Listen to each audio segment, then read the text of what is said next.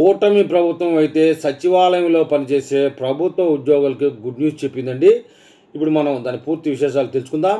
Amaravati HOD సచివాలయంలో పనిచేస్తున్న ఉద్యోగస్తులకి గుడ్ న్యూస్ అందించిందండి మన రాష్ట్ర ప్రభుత్వం. కూటమి ప్రభుత్వం ఏర్పడిన దగ్గర నుంచి మొదలుకొని అప్పటి నుంచే ఉద్యోగస్తులకి 1వ తారీఖునే జీతాలు వేస్తా ఉన్నారు. దాని వలన ఉద్యోగస్తులు అయితే కొంచెం హ్యాపీగా ఫీల్ అవుతా ఉన్నారు. అయితే 2014లో రాష్ట్ర విభజన జరిగిన తర్వాత అక్కడ నుంచి ఉద్యోగస్తులంతా ఆంధ్రాకి కొంతమంది చాలా మంది వరకు కూడా తరలి వచ్చారు కాబట్టి వాళ్ళ ఫ్యామిలీలని హైదరాబాద్ లో సెటిల్ అయి ఉండడం వల్ల ముఖ్యమంత్రి గారు అప్పుడు ముఖ్యమంత్రిని ఉద్యోగస్తులు అయితే రిక్వెస్ట్ చేయడం జరిగింది. అప్పుడు ఎవరో కాదు ముఖ్యమంత్రి మన చంద్రబాబు నాయుడు గారే ఉండి ఉండడం వల్ల వారానికి 5 రోజులు పని దినాలుగా వారికి మాకు ఇవ్వాలి, వారానికి 5 రోజులు పని దినాలు అని వారు అడగడం చంద్రబాబు నాయుడు ఓకే అనడం జరిగిపోయాయి. అప్పటి నుంచి అదే అమలు జరుగుతూ ఉంది. అదే అవకాశాన్ని మరో 1 సంవత్సరం పాటు చంద్రబాబు నాయుడు గారు వారికి వెసులుబాటు కల్పించారు.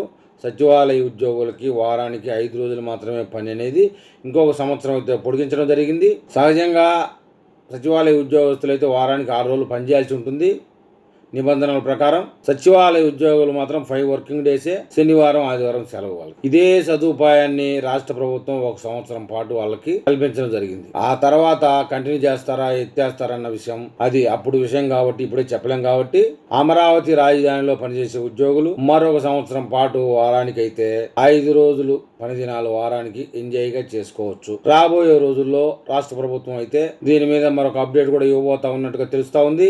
ఉద్యోగస్తులకు సంబంధించి ఆ అప్డేట్ రాగానే ఆ వివరాలతో మళ్ళీ ఒక వీడియోలో కలుస్తాం. నా వీడియో మీకు రావాలంటే నా ఛానల్ సబ్స్క్రైబ్ చేయండి, లైక్ చేయండి. మీరు ఏదైనా తెలపాలని ఉంటే కామెంట్ రూపంలో తెలపండి.